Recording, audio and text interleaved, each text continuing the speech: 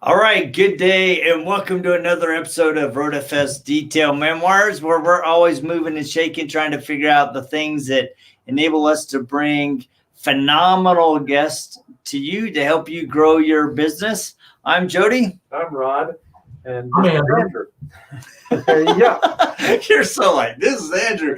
Well, let me do it. So I'd like to introduce you to the legendary Andrew Swenson, who doubles as Clark Kent on the weekends. Yeah. Right. So he is the owner of Wolfeboro Car Wash and Executive Detail. And man, it's been a long time that I've wanted to get you on the episode because, you know, as I've talked to you over the years and as I've watched you, you've been invited to participate in some pretty cool things as a detail business owner.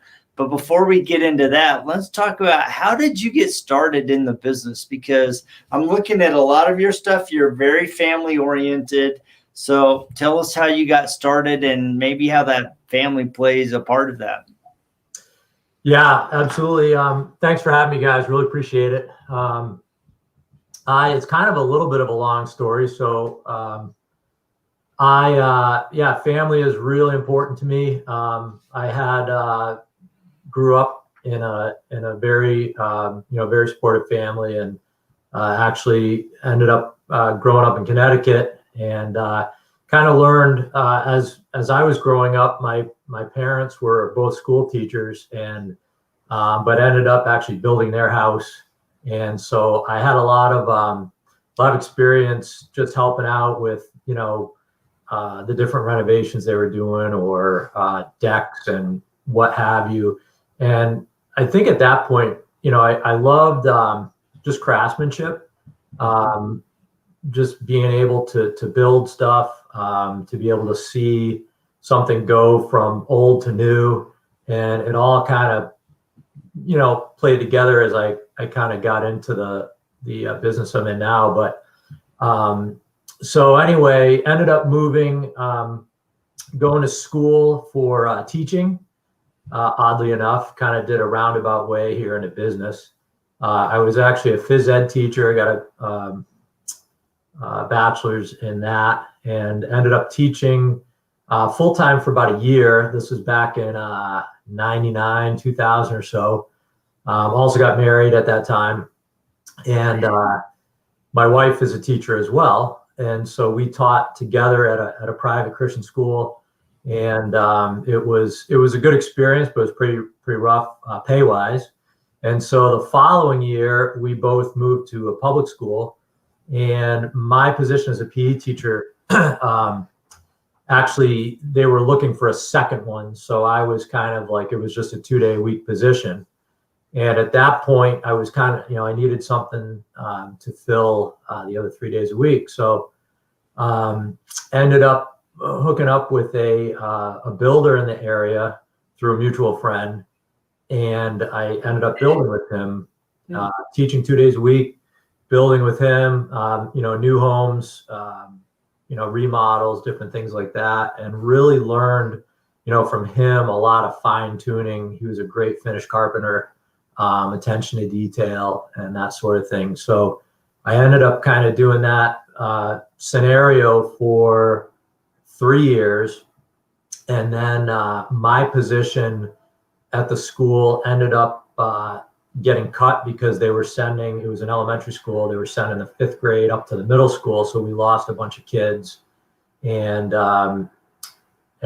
me as the second teacher position got cut, but they, were trying to find a place for me in the middle school. But at that point I had a taste of kind of working on my own, working with this other builder. I'm like, man, I like kind of working with my hands, and I like teaching, but I really like kind of doing my own thing. So, and you guys can cut me off if this gets too long. No, you're doing good. great. You're totally good. And I think you highlight something that's very, that we've seen as a pattern over the years is, a lot of people, I find it more rare that successful business owners started out washing cars as a teen. I mean, there are those that we've interviewed that have had it, but most of them have come into the business later in the game, right? Yeah. And it's kind of that scenario where they were struggling with either the corporate world or not making enough money or just not being happy in what they were doing. And they wanted to get their hands dirty and feel like they were serving and could get into that craftsmanship type thing. And so I think that's really cool that you took kind of a long route, because I never intended to be in software. No, I didn't ever intend to be here either. But I think there's very few of us, like you're saying. I mean, there's stories of Rennie Doyle dragging around a wagon at the airport when he was just a young kid, but that's few and far between. Most people didn't start out detailing something. Most people started out doing something else, or they had other interests, or they were car guys and they liked being around cars or something like that. So right. So I did have, and I always loved just cars. So that was kind of the backdrop for that. But so I then, after the 3 years, I went off on my own, building. Actually worked with my dad at the time. He was kind of retiring from his teaching position, moved up to New Hampshire where we are now. And we went into business together, doing some construction. And then, I'm kind of ADD too. So I need like a million different things going on. So I'm like, I love real estate. I like looking for real estate and all that kind of stuff. So I got my license, and I ended up in, I think that was 2000, I believe, 4. Actually, prior to that, I built our house. That's right. I forgot about that. We had sold one that we rehabbed kind of while we were working when we first got married, and then bought a piece of land in a neighborhood that we really liked that has we moved up here, my family, because of the lake. We're on Lake Winnipesaukee here. And I love the lake, love boating. And that's kind of how my wife and I, got up to this area. Yeah. So we can talk about that all day long. Trust me. So we had sold the house, bought a piece of land in a water access community here on the lake. And then, I took some time off, built the house, then got into real estate and kind of did construction and real estate for a little while together. In 2007, when the whole market tanked. Yeah, exactly. So I got into real estate like right about here, and it just, it was rough, man. It was rough in real estate. I'm like, I don't know what to do. Should I get back into construction? Because I really kind of pushed all my efforts into real estate. I had done a rehab, did some rehab like on a foreclosure and bought that as a rental and stuff like that. So I had a few things going on there. And then in 2008, I was my broker, actually. This is how I got into the whole car wash and detailing. My real estate broker owned the car wash, he and his wife. And they were selling it. And I'm like, I'm kind of interested in that, but I'd like to kind of manage it and see kind of what the business is like. And they were looking for a manager. So it worked out great.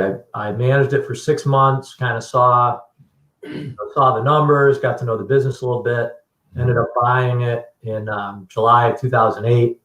And at that point, had really seen kind of the need for detailing, and that was kind of a hole that I could fill, because a lot of people came to the car wash and like, hey, we'd like to get some more work done on the car, and at the time, all I could say is no. But right. So at that point, went to train with Rennie, which was, absolutely one of the best, decisions that I made.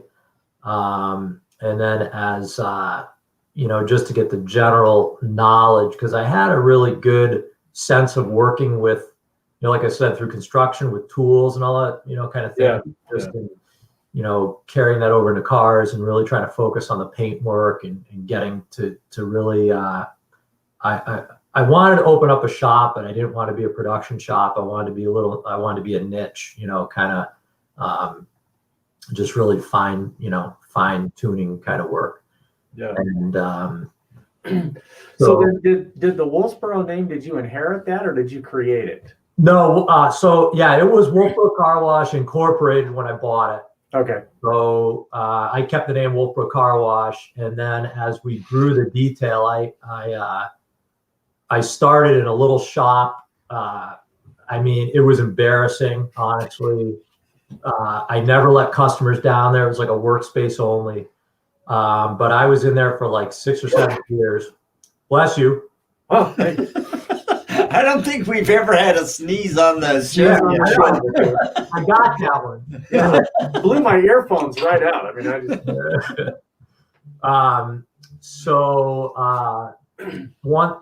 it allowed me though to gain a good customer base, through that 6 or 7 years until I was able to buy a piece of land across the street from us, and ended up building the shop that I'm in now, and then really kind of separated the branding on both, the car wash and the detail shop, as kind of two separate entities under the business. Great. I mean, I think that's interesting because we've met some people that have done that before. I mean, Craig down in the Washington area that has a car wash, and a few people that help set them up.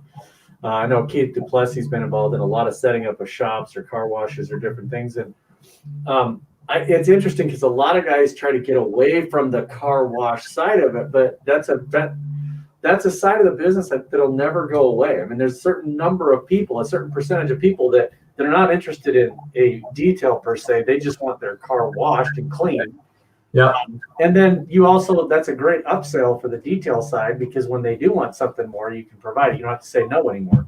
Right. It's a great combination because the car wash really provides, and again, that's where I started and then kind of went into the detailing, but it provides, good, consistent cash flow, and, you don't have to be there.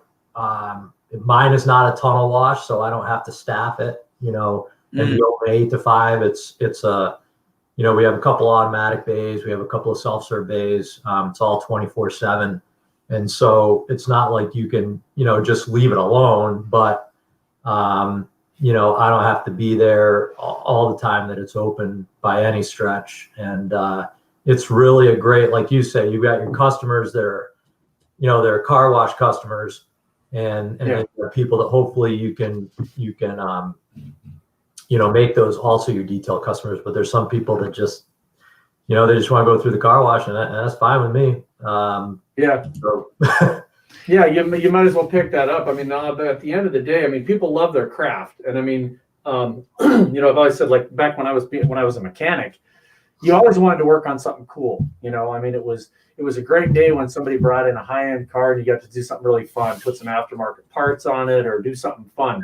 Yeah. But at the end of the day, your revenue stream is about doing some of the quote production work, and so to have a revenue stream that's cash positive by people that are doing a self-serve kind of a car wash, I mean, that's a great opportunity for people. And I think as we go into 21 and people are looking at their business and trying to really decide what it is they want to do and how they want to focus on their business, that's a place where people could think about going into, Yeah, I mean, absolutely. I'm a big fan of, when I talk to some of the newer guys or, that are trying to think about a shop or different things. Diversification is kind of the route that I've always taken. I even like with my shop, we put a rental unit above it, so it kind of, even if I wasn't detailing in it, it's paying for itself. So I'm not, I don't know. I try to keep things paid for, Yeah. And, I always use that word with my wife. That's a way that I don't have to admit my ADD. I say that I'm diversifying my thoughts. My thoughts are diversified in many directions at the same time. I am diversified. Yes, I am. These two right here. I think that's called schizophrenic for you, right? No. Name. I mean, if you want to name, that's right. Labels, whatever. Just because I have great conversations when nobody's in the room, Yeah, I walked in the office yesterday and I heard 3 voices and it was just Rod. I'm like, okay. Yes, me. That may be cause for concern right there. Anyway. Yeah, it's interesting because, you know, we walk among so many different types of detailing business owners. And I love the angle that you've come at it from the perspective of, you know what, I'm doing the production, right? But I'm offering a key value, because I know when I drive down the road in where I live in Nampa and I see Epic Car Wash, and I know a lot of detailers, they're going, oh, the paint, right? And I'm going, dollars. Yep,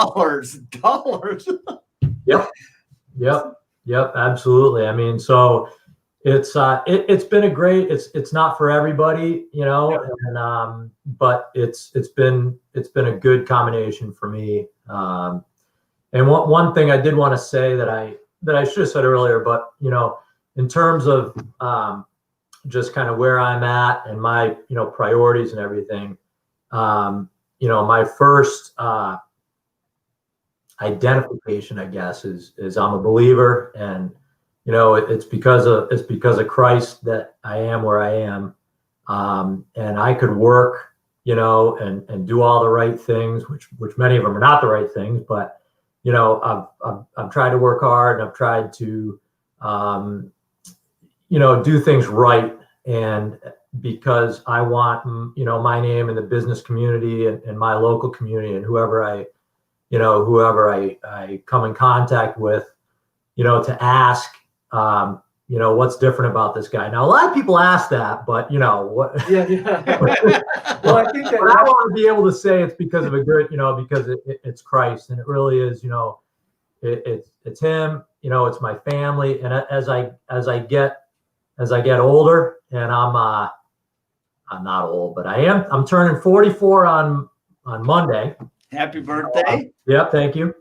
And, you know, more and more it's, you know, kind of what can I do with what I've been given? So how can I use my business to, as, you know, so that I can spend more time with my family, to be, you know, be at the games, and to have the time and be on the lake, and, you know, and to serve others. So that's, you know, that's kind of especially the transition. It's hard when you're building the business, you lose, or at least I'll speak for myself. You know, I lost sight of that a little bit, whereas I would say it's the Lord, and then family, and then work. It was really like work, you know, to try to get things going, and then whatever. Yeah. Well, and I think that is it's hard for a lot of people to keep that in perspective, because there's so many people out there, so many influencers that tell you and literally preach to you, you got to put in 16 hours a day. You got to hit it at 2 a.m. That's all.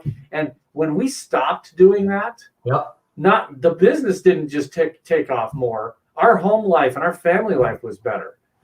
Years and years ago, my wife, I came home one day from work, and it was later in the hour. It was like 7:30 at night or something. And somebody called me, and my wife literally goes, after 5 o'clock, you're mine. Put that down. And so I turned my phone off.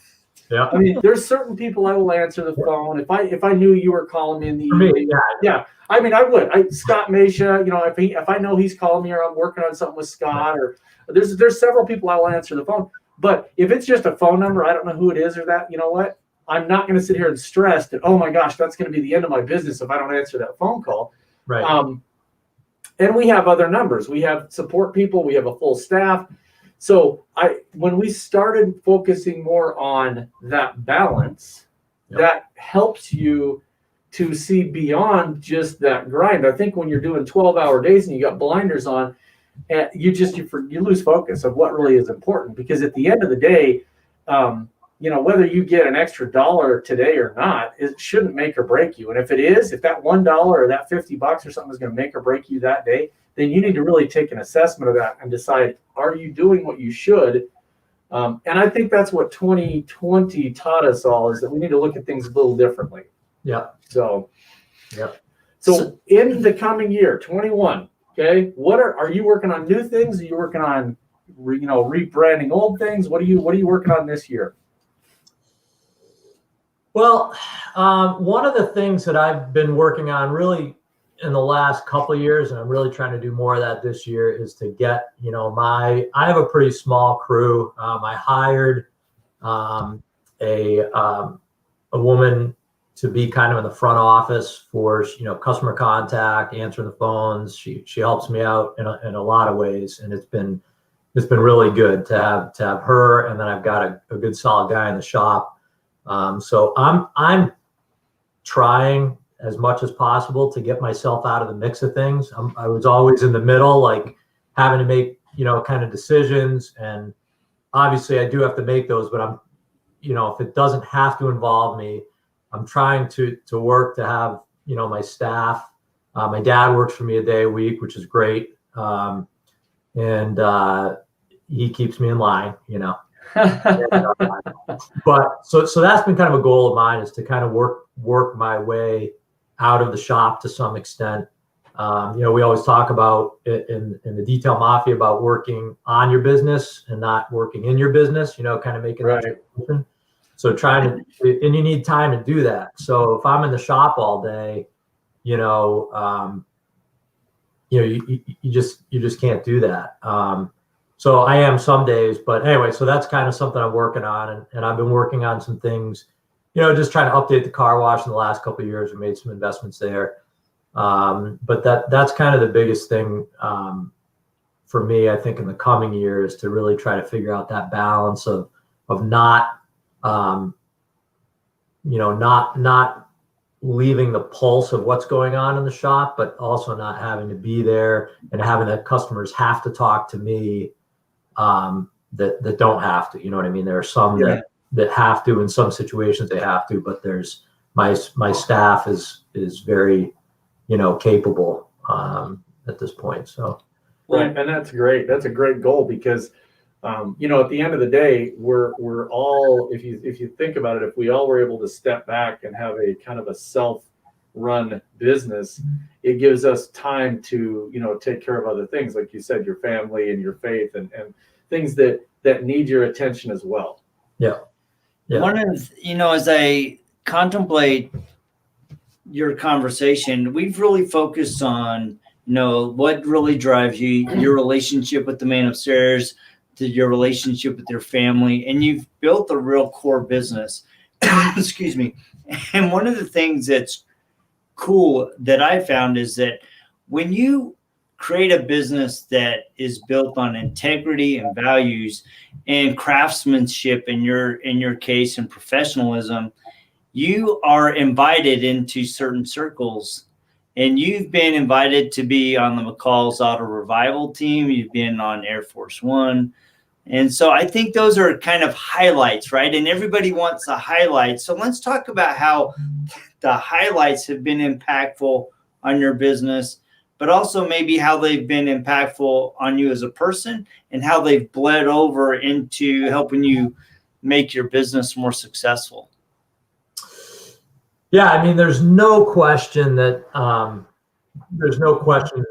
those, like you say, highlights. I mean, the Air Force One project, I've been able to attend that 3 years, and been invited a couple others that I just haven't been able to go.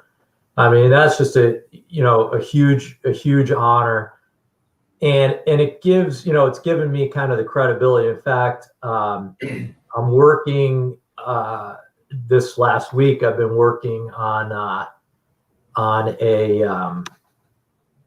fairly rare BMW in a guy's collection, and I got that because one of the another guy that worked on his cars was like, hey, you need to talk to this guy. He worked on Air Force One, so that that piece of being on that project, and and the McCalls, and just getting to know Bob better when I was out there, and Dave, and a lot of the other guys, being on a smaller project like that, being working on that, just having the confidence to even come near a $20 million car. It's just like, it's not as intimidating a healthy fear, believe me, of touching certain things and making sure how I put, even this one I'm working on now, it's, it's original paint. It's really, it's tough paint.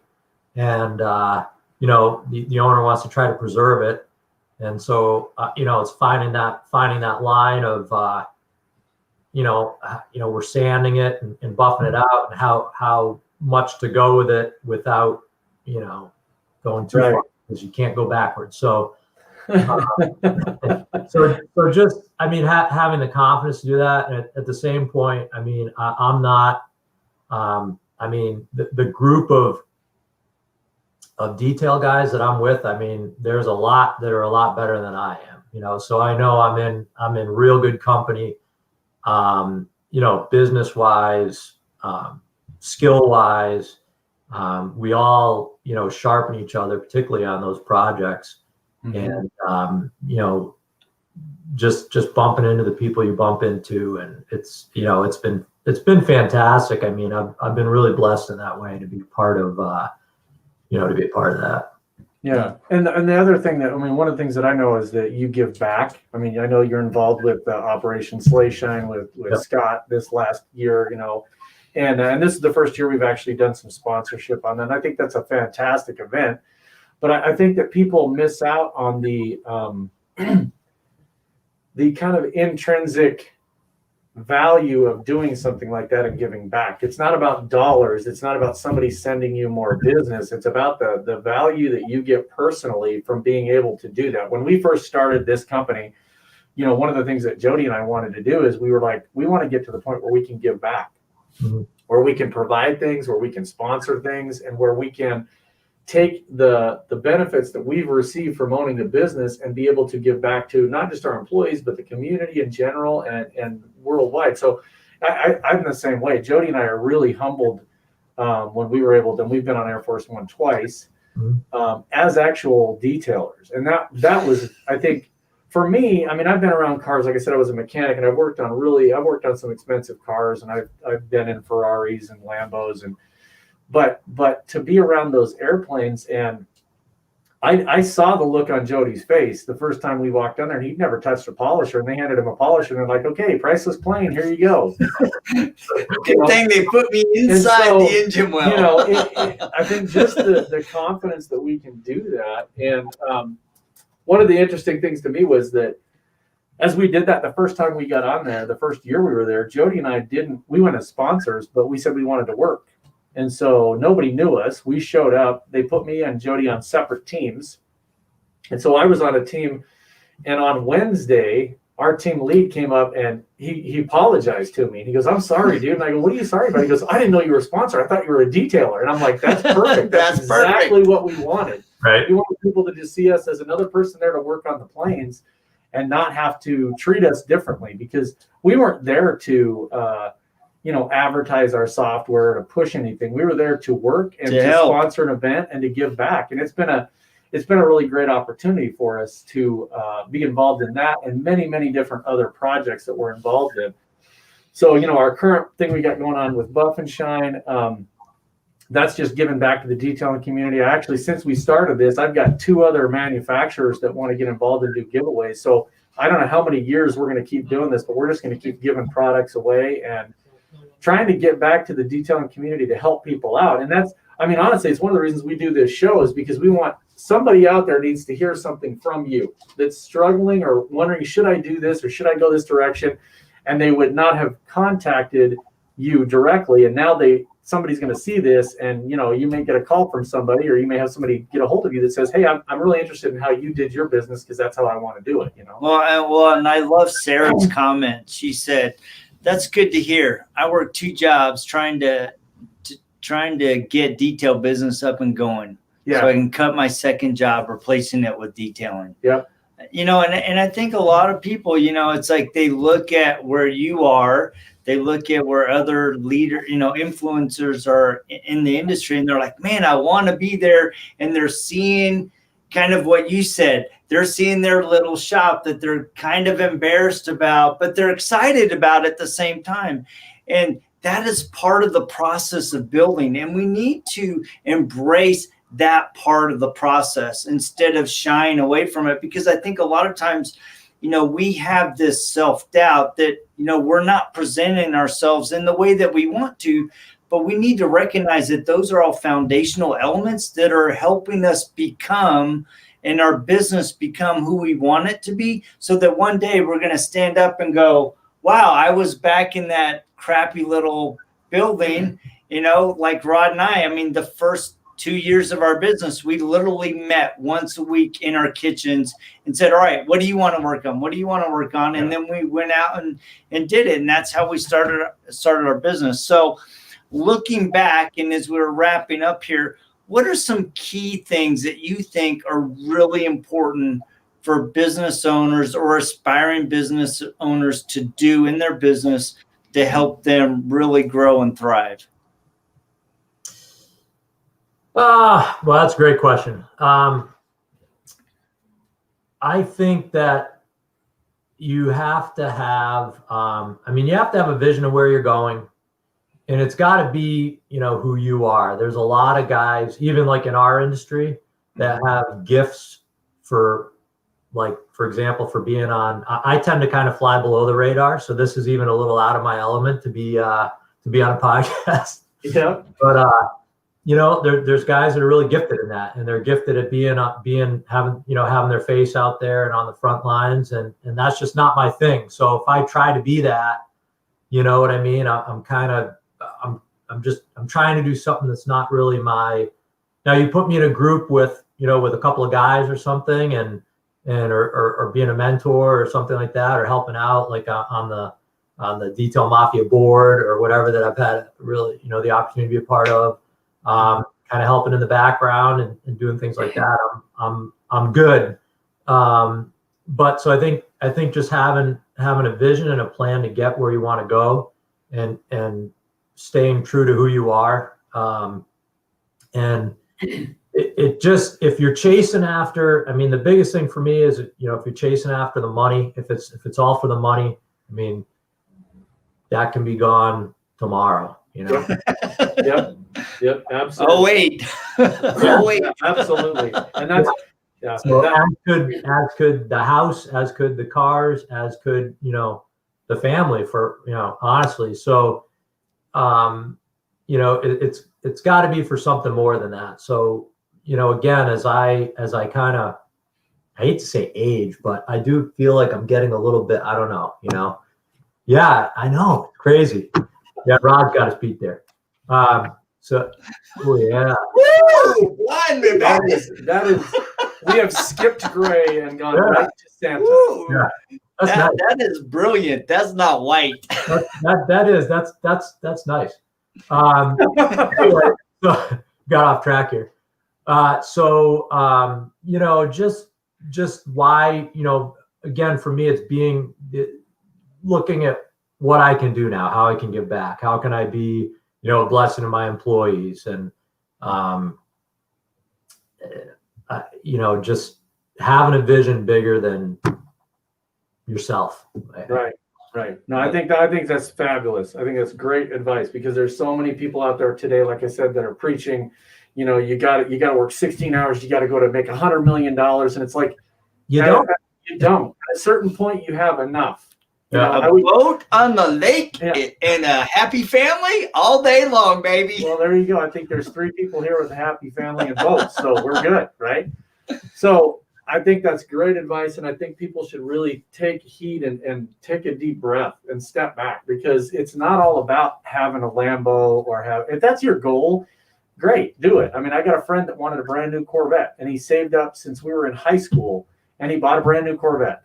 And that's great. You achieved your goal. You did it. And he didn't try to get 15 Corvettes or another Lamborghini. He knows where he's at. Yep. Well, we want to thank you for joining us. We love your humility. We love your story. I love your perspective on both sides of the business, because I think a lot of times we hear only one side of the business, right? And so you can find your own niche in the detailing world as a business owner and as a detailer, as a craftsman. And I love that you were able to share that. So how do people find you? You can't.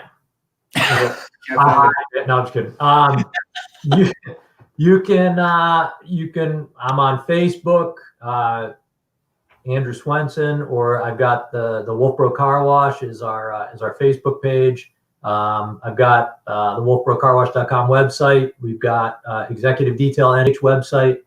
I probably shouldn't put my phone number up here, but anybody who knows me, or anybody that that I can be a benefit to in talking, certainly.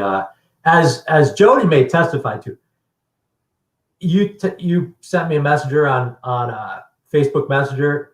I wouldn't go that route because I see those seem to get by me for some reason. That's the only way I knew how to get hold of you. Ron has your phone number. I don't. There you go. So yeah, those kind of escape me sometimes because there's too many places for me to look for people to get in touch. But so yeah, I would say those are the places, and our emails on all those websites and everything, and Facebook and stuff. So great, awesome. Well, we appreciate you coming on. Yeah, thank you so much. And don't forget, like, share, subscribe, and enter for our 2020 relief package. Reflection Artists, hashtag Buff and Shine, and hashtag RoadFS. And we will catch you guys same time, same bat channel, just next week. See ya. Guys. Thank you, buddy. It was fantastic. Bye-bye.